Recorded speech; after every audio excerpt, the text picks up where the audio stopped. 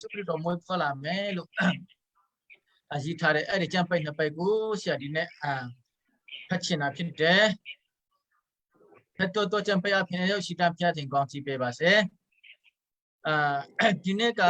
เนาะคริสต์มาสจองกูเนี่ยเลยตุเล่เนี่ยหัวเชนเนี่ยเจ็ดเนี่ยหัวเชนเนี่ยคริสต์มาสก็บาอดีเปบาเลยคริสต์มาสสุดาอดีเปบาเลยนับเป็นนี่คริสต์มาสก็บลูซาตินเชตเลยนับเป็นตรงก็คริสต์มาสเนี่ยอดีเปพอสอนเชฟบอลเนาะအဲ့ဒါတုံးခုကိုကျွန်တော်နည်းနည်းရှိပြောပြမှာဖြစ်ပါတယ်ကျွန်တော်ဒီနေ့ပါဝင်လာရတဲ့ကူလည်းကျွန်တော်တန်းကျေးဇူးတင်တယ်ဒီနေ့မှာကျွန်တော်တို့ CCA ရဲ့ဗမာပြည်အတွက်ရှိမှချစ်ရှိမှာကျွန်တော်ဒုတိယအကြိမ်တရားဒေသနာတရားနှုတ်ကပတ်တော်ကိုဟောပြောခြင်းဖြစ်ပါတယ်မတွေ့ရတဲ့ညီကူမောင်နှမတွေဓမ္မမှုဆော်တွေလည်းဒီနေ့မှာလည်းအသစ်တစ်ဖန်ပြန်တွေ့ရတဲ့အတွက်ကြောင့်လည်းကျေးဇူးတင်တယ်ဆရာကပရံပြတ်ထောင်တော်မိသားစုခုနလေးမတွေ့တယ်ခုတော့မတွေ့တော့ဘူးသူတို့ကိုလည်းတရိရတယ်လို့ဆရာမော့ဆက်ဖန်လည်းစောကလေးကဝင်ပူးကျူစားရတဲ့မွေနံဘူးတဲ့ဆရာနောက်တနာကြီးလောက်မှကျွန်တော်တို့အဆမယ်လို့ပြောထားတယ်ခုဆရာမော့ဆက်ဖန်လေးဝင်လာတဲ့အတွက်ကြောင့်ရန်ကိုကျေးဇူးတင်တယ်ဆိုတော့ခရစ်စမတ်ရဲ့အဓိပ္ပာယ် Mass of Christ ခရစ်စမတ်ရဲ့အဓိပ္ပာယ်ကဘာလဲဆိုတော့ Mass ဆိုတာကအများပြည်သူအတွက်ဆိုတဲ့ခရစ်ပဲယေရှုခရစ်တော်ဟာအများပြည်သူအတွက်ဖြစ်တယ်ဆိုတဲ့နံပါတ်1ခရစ်စမတ်ရဲ့အဓိပ္ပာယ်ကဖြစ်တယ်နံပါတ်2ရဲ့အဓိပ္ပာယ်ကတော့ယေရှုခရစ်တော်ဟာဆုလက်ဆောင်များထဲမှာအမွေမြတ်ဆုံးအကြီးမြတ်ဆုံးဖြစ်တဲ့အတွက်ကြောင့်the Zulu Festival အရင်ကတော့ခေါ်တယ်ခရစ်စမတ်ရဲ့ဒုတိယအဓိပ္ပာယ်ကတော့လူသားအတွက်အမွေမြတ်ဆုံးလက်ဆောင်ပေးခြင်းဖြစ်တဲ့အတွက်ကြောင့်ဖယားသခင်ကကျွန်တော်တို့ကိုအမွေမြတ်ဆုံးလက်ဆောင်ကိုပေးတဲ့အတွက်ကြောင့်ဒီနေ့ခရစ်စမတ်ကိုအောက်မဲ့တဲ့တဘောနဲ့ခရစ်စမတ်ကိုကျွန်တော်တို့ကျူဆွလက်ခံတဲ့တဘောနဲ့ခရစ်စမတ်ကိုကျွန်တော်တို့စိတ်ထဲမှာယေရှုခရစ်တော်ကင်းဝတ်တယ်မွေးဖွားတယ်ဆိုတာကိုကျွန်တော်တို့အတိအမှတ်ပြုမယ်ဆိုရင်ကျွန်တော်တို့ရဲ့မိသားစုတာမကကျွန်တော်တို့ရဲ့သူငယ်ချင်းဆင်းရဲတဲ့သူပေါ့နော်ကျွန်တော်တို့အိမ်နီးနားချင်းနော်ကျွန်တော်တို့ရဲ့အတင်းတူအတင်းတာတွေတယောက်ကိုကျွန်တော်တို့ကလက်ဆောင်ပေးမှာဖြစ်မယ်လက်ဆောင်ဆိုတာတန်ဖူးနေဒီမြတ်တာနဲ့မဆိုင်ဘူးစာအုပ်တော်ဖြစ်ဘုတ်ကတချောင်းပဲဖြစ်ဖယားသခင်ကသူ့ရဲ့တပါတိတော်သားတို့ကိုကျွန်တော်တို့ကိုလက်ဆောင်ပေးတဲ့အတွက်ကြောင့်ကျွန်တော်တို့ကလည်းဖယားသခင်ရဲ့လက်ဆောင်ကိုကျွန်တော်ခံစားတဲ့အတွက်ကြောင့်ကျွန်တော်ခံစားတဲ့ကျွန်တော်မှာရှိတဲ့အရာလေးတွေကိုသူမြတ်ကိုလက်ဆောင်ပေးမယ်ဆိုရယ်လက်ဆောင်ပေးခြင်းဖြစ်ပါတယ်ခုနကကျွန်တော်ရဲ့ဆက်ရဲ့နောက်မှာတွေးလိုက်မယ်အဲ့ဒါပါလဲဆိုတော့ကျွန်တော်ကအဲ့ဒီနောက်ပိုင်းမှာကတ်ထားတာကနော် Cry for Myanmar Mission လို့တွေ့မယ်နော်ဗမာပြည်အတွက်ခရစ်တော်သာသနာကိုဆရာက2013မှာ2013ဒီဇင်ဘာလမှာ Cry for Myanmar Mission ဗမာပြည်အတွက်ခရစ်တော်သာသနာဆိုတာကိုကျွန်တော်တည်ထောင်ခဲ့တယ်အဲ့ဒီမှာကျွန်တော်လက်တာတွေလုပ်ခဲ့တယ်ဆိုတော့ကျွန်တော်အဲ့ဒီဗမာပြည်အတွက်ခရစ်တော်သာသနာလုပ်ငန်းအနေနဲ့2014ကနေစတင်ပြီးတော့အချင်းထောင်တွေမှာမန္တလေးတာမှာရှိတယ်ပကူတာမှာရှိတယ်အရန်ကုန်တာမှာရှိတယ်ပြီးတော့အေရာတီတာမှာရှိတယ်အချင်းထောင်တွေမှာကျွန်တော်ဒီဇင်ဘာလ1ရက်နေ့ဆိုတော့ကျွန်တော်ခရီးထွက်တယ်ဒီဇင်ဘာလ1ရက်နေ့ဆိုတော့အချင်းထောင်တွေမှာကျွန်တော်သွားပြီးမှဆူတောင်းပေးတယ်ဓမင်းကိုကျွဲတယ်တနက်စာကျွန်တော်တွေ့တယ်မကျွဲနိုင်တဲ့ဥပမာအင်းစင်ထောင်မှာဆိုတော့လူအများကြီးဟန်တောက်တီထောင်မှာဆိုတော့လူအများကြီးဆိုတော့ကျွန်တော်အသားကိုမကျွဲနိုင်ပေမဲ့ပေကလာဟင်းနဲ့ပြည့်စုံကလာဟင်းနဲ့ကြောက်တလုံးအဲ့လိုမျိုးတွေကျွန်တော်coffee next coffee ပေါ့နော်အဲ့ဒါတစ်ထောက်အဲ့ဒါမျိုးဝေပြီးမှကျွန်တော်အချင်းထောင်တွေမှာဒီရင်ပါလားအကုန်အထိကျွန်တော်အဲ့ဒီမှာလက်ဆောင်သွားပေးတယ်ဆူတောင်းပေးတယ်ကျွန်တော်မှရှိတဲ့ဟာနဲ့ကျွန်တော်တို့ရဲ့ခံစားရတဲ့လဆာလေးနဲ့သူငယ်ချင်းတွေရဲ့ဆူကျဲယူနဲ့ကျွန်တော်ဒီရင်ပါလားတရက်နဲ့ဆိုတော့အဲ့ဒီအဲ့ဒါဒီတန်းတို့ပကူတန်းတို့ရန်ကုန်တန်းမှာရှိတဲ့အချင်းတောင်တချို့တော့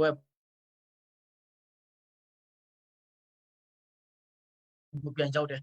ဆိုလိုချင်တာကလက်ဆောင်ပေးခြင်းရဲ့အဓိကတော့ချက်ကလက်ဆောင်ပေးခြင်းဖြစ်တဲ့အတွက်ကြောင့်ကျွန်တော်တို့ယေရှုခရစ်တော်ထာဝရအသက်ကိုရရှိတဲ့အချိန်မှာကျွန်တော်တို့ကထာဝရအသက်နဲ့တာမကဒီကုခန္ဓာကလိုအပ်ချက်ရှိတဲ့အင်ဂျီဘောင်ဘီကအစာကအစာတုံငယ်ချင်းဒီကိုမြတ်အိုပြကိုလက်ဆောင်ပေးခုကဒုတာအချက်ခရစ်စမတ်ရဲ့အဓိပ္ပာယ်ဖြစ်တယ်ဆိုတာသူချော့လက်နဲ့ပဲကျွန်တော်ပြောချင်တယ်အချိန်ကတည်းကရတော့နော်အဲ့ဒါကြောင့်ခရစ်စမတ်ကဘယ်ချင်းကစတင်ခဲ့တယ်လဲဆိုတော့ကျွန်တော်နည်းနည်းပါပြောမယ်အဲ့ဒါကို not ချင်းတော့ကြီးကြပါခ คริสต์มาสกับเบลูซาติงแค่เดลส์เนาะ before 1 century before 5 century มาคริสต์มาสกูไม่ชิมปาวู the Zulu festival สุบิมาติดตรงจีป่วยเรามิงกลาสุบิมามีกูมีอาจีมีกูต้องบีรอเนาะมีรงบีมาอะไรมาแต่เชนสุบิรอกาจาร์ทีนี้ไม่ส่งจีตูริกาเปียวจาร์มีนอกจากเยซูคริสต์ตัวมวยเนี่ยกูจิมปาจาร์อะไรเยซูคริสต์ตัวเบเน่มวยเลยสุรามีนอตีละมันจีเบเน่สุราจนเราส่งจีตัวชินออกมาเนาะสักยี่ลูกป่วยมีจาร์แต่เป็นจนเราดีเนี่ยก็เสียทับบีรอเปียวชินกันดีเนี่ยก็เยซูคริสต์ตัวมวยเนี่ยกูจนเราจิมปารามาบูจนเราก็เราเสียจนเอฟเอมวยเนี่ยกูจิมปาเมสเนาะมวยเนี่ยดีเชียงมาเก่งผู้มาจีท่าเลยเนาะเนี่ยงาเซนิมิโอตุ้งเซนิมิโอเซงานิมิโอแต่มีเลนิมิโอสุดมาจนเราจีท่าเลยมาละအဲ့ဒါကိုကျွန်တော်တို့မွေးနေ့မှာကျွန်တော်တို့အဲ့လိုမျိုးလူတွေကကျင်းပါတယ်ဒါပေမဲ့ယေရှုခရစ်တော်ဒီလောကမှာကြွလာတဲ့လက်ဆောင်အဖြစ်မွေးမြတ်ဆုံးလက်ဆောင်အဖြစ်ဒီလောကမှာဘုရားတခင်ပေးတယ်ဆိုတာကိုအနေနဲ့ကိုကျွန်တော်တို့ကျင်းပတာမဟုတ်ဘူးခရိယာနီကယေရှုခရစ်တော်ဟာလူသားတွေကိုကယ်တင်ဖို့ရတဲ့ဘုရားတခင်ကသူ့ရဲ့ဥတီတော်သားတော်ကိုပေးကမ်းခြင်းဖြစ်တယ်ဆိုတာကိုကျွန်တော်တို့ယုံကြည်လက်ခံတဲ့အတွက်ကြောင့်အဲ့ဒီနေ့ရက်ကိုမဟုတ်ဘဲနဲ့ယေရှုခရစ်တော်ကိုကျွန်တော်တို့ဘယ်လိုလဲဂုဏ်ယူဝဲမြောက်ဆိုပြီးကြိုဆိုတာဖြစ်တယ်အာမင်အဲ့ဒါကြောင့်ဒီနေ့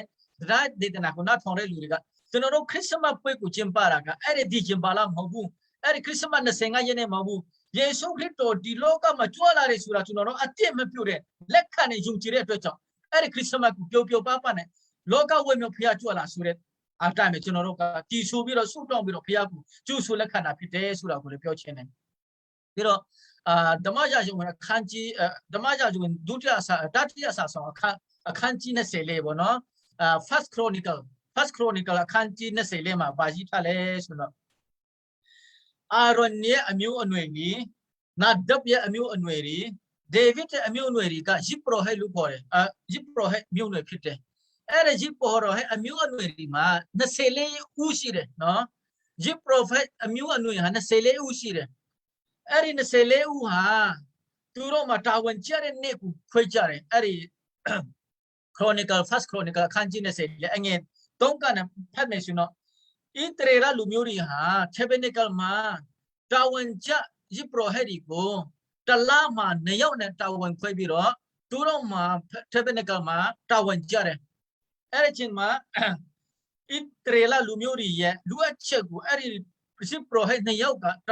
လမှာတာဝန်ခွဲပြီးတော့ယစ်ပရောဟက်24ဆိုတော့12လမှာတလကိုယစ်ပရောဟက်2ယောက်နဲ့ဣသရေလလူမျိုးတွေအားလုံးအတွက်ဆူတောင်းပေးခြင်းနော်ယစ်ပူဇော်ခြင်းအားလုံးကို2ယောက်နဲ့တာဝန်ယူကြတယ်အဲ့ဒီမှာအခန်းငယ်30မှာဗာတွေ့လဲဆိုတော့အဲ့ဒီအခန်းငယ်30မှာဗာတွေ့လဲဆိုတော့နံပါတ်10မြောက်တာဝန်ကျတဲ့လူကတော့အာဘိဇဖြစ်တယ်တဲ့နော်နံပါတ်10မြောက်တာဝန်ကျတဲ့အာဘိဇကနံပါတ်10မှာတာဝန်ကျတယ်ဆိုတော့သူတာဝန်ကျတဲ့လက4လမြောက်မှာဖြစ်တယ်ပထမလမှာ2ယောက်ဒုတိယလမှာ2ယောက်တတိယလမှာလည်း2ယောက်စရုထလမှာလည်း2ယောက်ဆိုတော့2ယောက်နဲ့တာဝန်ကျတယ်ဆိုတော့နံပါတ်10မြောက်ကတာဝန်ကျတဲ့အာဘိဇကဘယ်လမှာတာဝန်ကျတယ်လဲဆိုတော့သူတို့ဣသရေလလူမျိုးတွေရဲ့4လမြောက်မှာသူကတာဝန်ကျတယ်အဲ့ဒီဟေဘရုရဲ့ပြက်ခရင်ကအခုဗမာတဲ့ပြက်ခရင်နဲ့တူတယ်လာပိလခွေနဲ့သူတို့လည်းကြီးဟေဘရုတွေကလာပိလခွေနဲ့ကြီးတဲ့အတွက်ကြောင့်တလကူရပေါင်း30တိရှိတယ်ကျွန်တော်တို့ခရိယန်တွေက general calendar တော့29လလည်းရှိတယ်30လလည်းရှိတယ်31လလည်းရှိတယ်ဒါပေမဲ့ဣသရေလလူမျိုးတွေနဲ့အခုဗမာတွေကပြက်ခရင်နဲ့အရန်တူတယ်လာပိညလာကွေတရက်နဲ့ကနဲ့ဖတ်ပြီးတော့15ရက်လာပိ15ရက်လာကွေ15ရက်ဆိုတလမှာ30ရှိတယ်ဆိုတော့သူတို့ပထမဆုံးလကဣသရေလလူမျိုးတွေပထမဆုံးလကပါလဲဆိုတော့အာဘိပလလို့ခေါ်တယ်အာဘိပလဟာကျွန်တော်တို့အတွက်ဆိုတော့မတ်လတဝက်ကနဲ့အေဘီလတဝက်ဖြစ်တယ်တကြံကူနော်ကျွန်တော်တို့တကြံလူပြောမှာပေါ့နော်မတ်လတဝက်ကနဲ့အေဘီလတဝက်ကိုဣသရေလလူမျိုးတွေအတွက်ပထမလဖြစ်တယ်အဲ့ဒါကိုအာဘိလို့ခေါ်တယ်ဣသရေလလူမျိုးတွေရဲ့နောက်ဆုံးလဟာအာဒရလို့ခေါ်တယ်အာဒရလဟာကျွန်တော်တို့လအတွက်ဆိုတော့ဖေဗူရီလတဝက်နဲ့မတ်လတဝက်ဖြစ်တယ်သူတို့ရဲ့နောက်ဆုံးလအာဒရဟာကျွန်တော်တို့ရဲ့ဖေဗူရီနဲ့မဖြစ်တယ်သူတို့ရဲ့ပထမဆုံးလဟာကျွန်တော်တို့ရဲ့မတ်နဲ့အပရာဖြစ်သွားတယ်ဗမာလနဲ့အကျဉ်းတူတယ်နော်ဟေဘရုကလန်ဒါကဆိုတော့အဲ့ဒီအာဘိဇဆိုတဲ့ယစ်ပရောဟက်က นะเวลามาตาวันเจเลสินเนาะตุรกเปียวเรตมุสลามาเฮบรูสกายาสินเนาะตมุสลามาตาวันเจเรเลลาเมียวมาตมุสลามาตาวันเจเรไอตาวันเจเรลากาบาเลสินเนาะจนโรเนเนสินเนาะจุนลาตะวันนะจุลัยลาตะวันมาอาบิซากูตาวันเจรากูจนโรเปเคเรดาสุยจนโรนกกปัตโตชินลูกกากูเปลี่ยนตัวไหมชินลูกกาอาคารจีที่อังเงามาเปลี่ยนด้วยดากาบาเลสุนเนาะยูดาปีกูสุยาโตฟาโรบิจินเล็กทันไหนอาบิซาอติงวินพิจเวเดสครายาอมิวโปรเฮตปาชีเดเนาะยูดาปีกูเฮเรกกาเอาสุเรชิมาเดเนาะอาบิจาอมิวอนุสครายาจิโปรเฮชีเดอะไรสครายาฮะพยาเจ้ามาตาวันเจเรชิมาก้องกินทำไมก็ตู้กุศลเปียวเลยตู้มีมากับเอลิซาเบธกับมิวโรสครายาเนี่ยเอลิซาเบธกับมิงมาไม่ยาบูsorry ตาไม่ยาบูตาไม่ยาเรื่องจังเอริอาบิยาอมิวอนุเทกับสครายามาพยาเจ้ามาตาวันเจเรชิมาพยาตะคิงกับก้องกินทำไมก็สกาเปียวเลยบลูเปียวเลยสุนเนาะแกตามมวยไหมตูน่ามีโจฮันลูมัดทำเนี่ยถูกก็เปียวไหมเนาะโจฮันลูมัดทำเนี่ยลูเปียวได้ใช่ไหมสครายาก็ไม่ชงบูจนโอเล่ตัดจีบีเอลิซาเบธเล่ตัดจีบีบลูมวยน่ะไม่เล่ไม่ยงไม่ชินเนี่ยตามมวยไหมตามมวยไม่ชินเอาสกาไม่เปียวน่ะมูลูเปียวเลยสุดท้ายจนโอเปียวชินน่ะเสียเปียวชินน่ะก็เลล่าเมียวมาสครายาก็ตาวันเจริญชิมมาก้องกินทำไมกูพอละเร่จวนนั้นจุลัยละบ่เนาะอะไรมาสครายอันเงี้นั่นเสตุงกูตัวไม่สุนเนาะเนาะอันเงี้นั่นเสตุงลูกกับขันจีนั่นเสตุงกูตัวไม่สุนเนาะยิปโรให้กูยิปโรให้หาเลยเนาะตัวตาวันกูเปลี่ยนเนี่ยตัวเองกูเปลี่ยนเนี่ยเอลิซาเบธหากูวันสองเนี่ยลูกจิตาเลยเนาะเอลิซาเบธกูวันสองเนี่ยสุดท้ายเงี้ยต้องเสพเงี้ยนั่นเสกเช่านั่นเสกคนเงี้ยนั่นเสกเช่ากูเปลี่ยนชีวิตเปลี่ยนด้วยไม่สุนเนาะลูกกับขันจีที่เงี้ยนั่นเสกเช่าเนี่ยต้องเสกคุณมาเปลี่ยนด้วยไม่สุนเนาะงาลาลุงจะใครนะเอลิซาเบธหาลุงว่าพี่มุทเทบุเอลิซาเบธกูวันสองเนี่ยเช่นงาลาลุงว่าพี่มุทเทเป็นอินเทอร์มาเนเจอร์เท่าละเมียวมาเมรี่สิมาก้องกิจมาพอละเลยอาคารเนี่ยต้องเสกคนมาก้องกิจมากับเมรี่กูเปียวเลยวันนี้เราอาเพียงกูวันสองไหมตัวน่ะเมก็เยซูพิมไหมตัวอเมริกูเกตไหมอภิการเนี่ยเกตชดไหมโลเมรี่กูก้องกิจมากับเปียวเลยที่บิดาพี่เด็กจะต้องไม่เปียวหรอกเนาะเออก็เมรี่ก็เลยยาววันตาลุนเมรี่ก็เปียวเลยแต่ไม่ก็คุณน่ะจะนรกแค่ตัวเดียวทำแบบพยาตะเขียนสกากับเบโรมาเป็นเปรียบด้วยจ้ะพยาตะเขียนบามาสุดท้ายนั่นด้วยจ้ะเจ้าเจ้ามาสิเป็นไหมเนาะเมื่อเราสับนั่นแหละมาชัดเจนเป็นไหมเมรี่มาวิ่งยินโดเป็นกวนสอนอะไรสุดด้วยแค่เดียวเช่นลูกกับขันจิตเงี้ยต้องเสกคนมาบาดด้วยเลยใช่เนาะเท่าละเมียวตัวเอลิซาเบธมาเมรี่กับตะละเมียวผิดด้วยจ้ะตัวเราเนี่ยเปลี่ยนด้วยได้จริงมาและสิ่งนั้นสัจจะได้จริงมาเอลิซาเบธกับจะโน้ไปเทมาสิเด็กเล็กมาเลยเราเชื่อตัวเลยวิ่งยินโดเนี่ยพี่ส่งเนี่ยสุรากูเอลิซาเบธกับเมรี่กูเปียวเลยไอ้เรื่องจริงมาเอลิซาเบธกับเท่าละผิดเด้เมรี่กับตะละผิดเด้ไอ้เรื่องส่วนเอลิซาเบธกับปฐมละผิดเด้เอลิซาเบธกูอันสอนได้จริงนะตัวเราเนี่ยละส่วนเนาะบุลลูกเขาเลยจะนรกละมาส่วนเนาะจุลัยเนี่ยโอเคป่ะเนาะสุดงาละมีส่วนเนาะเบลละผิดตัวเลยใช่ไหมเมล่าจูนละตัวไอ้เรื่องจันวารีเฟบรุรีมาเอลิซาเบธจันวารีเฟบรุรีมาเอลิซาเบธเท่าละผิดได้จริงมาเมรี่กับตลาดเบสิเตอร์ตัวเราก็จุดละคุมเปียวเราบุเนาะจันวารีละเนี่ยเปียวมั้ยจันวารีละตัววันเนี่ยเฟบรุรีตัววันมาเอลิซาเบธกับเท่าละปีบีสุดท้ายไอ้เรื่องละมาจันวารีละตลาดเนี่ยตัวปวดเนี่ยเฟบรุรีตัววันมาเมรี่กับตลาดผิดตัวบีสุดท้ายลูมาเซล่าลุยบาเลยกูล่าลุยเซล่าพัวกูล่าลุยเซล่าพัวสุดท้ายจันวารีละมาปฐมตลาดสุดเนาะเซล่าพัวสุดเนาะเยซูคริสต์ฮะจันโรยเซล่ากับบาเลสุออกตูบาลาผิดตัวเลยสุดท้ายเจ้าสาวกูเตะชาชินไล่เล่าไม่สุดเนาะเยซูคริสต์มวยพอเรนเนี่ยฮะออกตูบาลาผิดเตะสุดท้ายเจ้าสาวมาชีวิตาผิดเตะไอ้ 4th century เราคุณ century มาคริสต์มาสป่วยกูจิมปาร์ชิมา အောက်တိုဘာလ26မှာကျင်းပတယ်နော်အောက်တိုဘာလ26ရက်နေ့မှာပထမဆုံးခရစ်မတ်ပွဲကိုကျင်းပခဲ့တယ်ပြီးတာနဲ့နောက်7th century 8th century ရောက်တော့ဘာလို့လဲဇန်နဝါရီလ6ရက်နေ့မှာခရစ်မတ်ကိုပြန်ကျင်းပတယ်နော်အောက်တိုဘာလ26ကနေဇန်နဝါရီလ6ရက်နေ့ကိုပြန်ပြောင်းတယ်9th century 9th century တဝက်လောက်ရောက်တဲ့အချိန်မှာခရစ်မတ်ကို25ရက်နဲ့ဒီဇင်ဘာလ25ရက်နေ့မှာကျင်းပမယ်ဆိုပြီးမှသူတို့ကဆုံးဖြတ်တာအဲ့ဒီကျမ်းစာတာမဟုတ်ဘူးနော်အောက်တိုဘာလ26မှာပထမခရစ်မတ်ကိုကျင်းပတယ်ဒုတိယမှာဇန်နဝါရီလ6ရက်နေ့မှာကျင်းပတယ်တတိယမှာဒီဇင်ဘာလ9 century အလေလောက်မှာဆိုရင်တော့ဒီဇင်ဘာလ25ရက်နေ့မှာကျင်းပခဲ့တယ်ဆိုလိုချင်တာကခုနဆက်ပြောပြတာပဲကျွန်တော်တို့ကအဲ့ဒီအောက်တိုဘာလတော့ဒီဇင်ဘာလတော့ကျွန်တော်တို့ကူးကွယ်တာမဟုတ်ဘူးကျင်းပတာမဟုတ်ဘူးဒီလောကမှာယေရှုခရစ်တော်ကိုကြွလာတယ်ဖခင်သခင်နဲ့သားတော်ယေရှုပြီးတော့လူစားတိကိုခံယူပြီးတော့ကျွန်တော်တို့အပိကိုခြေလွှတ်ဖူးရန်ကဲတင်ဖူးရန်ဒီလောကမှာကြွလာတယ်ဆိုတာကိုကျွန်တော်တို့ကယုံကြည်လက်ခံတဲ့အတွက်ကြောင့်အဲ့ဒီခရစ်မတ်ကိုကျင်းပခြင်းဖြစ်တယ်ဆိုတာဒုတိယအချက်အနေနဲ့ကျွန်တော်ပြောချင်တာဖြစ်တယ်အချိန်ကအကျဉ်း limited နော်9 မိနစ်ပဲကျန်တော့တယ်ထင်တယ်ဆိုတော့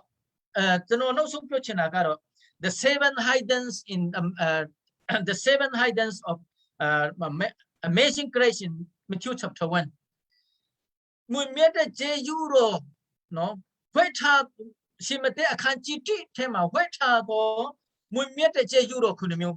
အဲ့ဒါခုနှစ်မျိုးကအတူချုံနေပဲကျွန်တော်ပြောတော့မယ်အဲ့ဒါပါလဲဆိုတော့ရှင်မတဲ့အခန်းကြီး1အငယ်3မှာတွဲမယ်တွဲတဲ့လူကယေရှုခရစ်တော်ရဲ့မွေးဖွားလာပုံမှာဒီလူဖြစ်တယ်ဆိုပြီးတော့ရေးထားတယ်နော်ရှင်မတဲ့အခန်းကြီး1ကနေ